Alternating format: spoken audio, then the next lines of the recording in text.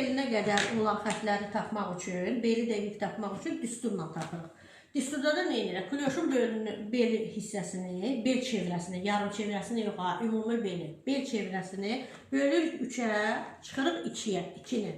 2-ni də ona görə çıxırıq ki, biz yuxarıdan aşağıya qoyduq bu xətləri, bu 5 xət boyunca. Bu düstur bunun üçündür ki, bu xətləri bax tapaq. 2 sm böyümə yaranır. Düz xət çəkmirik yaxı, bu ovallaşır. Biz bunu tapdıqca bu ovallaşma gedəcək. Ona görə də 2 sm-ni çıxırıq ki, sonra bizə çətinlik verməsin. Bel dəqiq otursun. Ona görə bizim belimiz 108-dir. Böldük 3-ə, çıxdıq 2-ni. Elədi 34. İndi biz 34-ü tapırıq.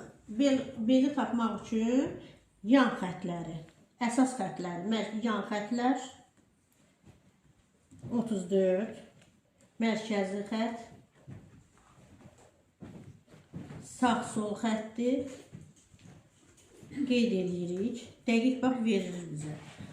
Sonra belimiz burada heç ölçməyə ehtiyac yoxdur. Çünki bu düstur yan xətləri qeyd edəndə beli tam özünü verir bizə.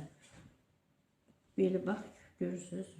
Neçə oldu? Bizim belimiz olmalıdır 27 sm.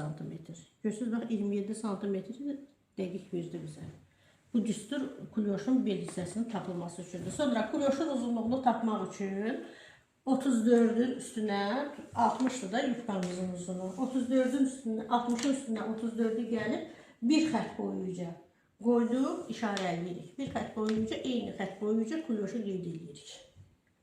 Bunda dəqiq uzunluğu dəqiq ala bilirik.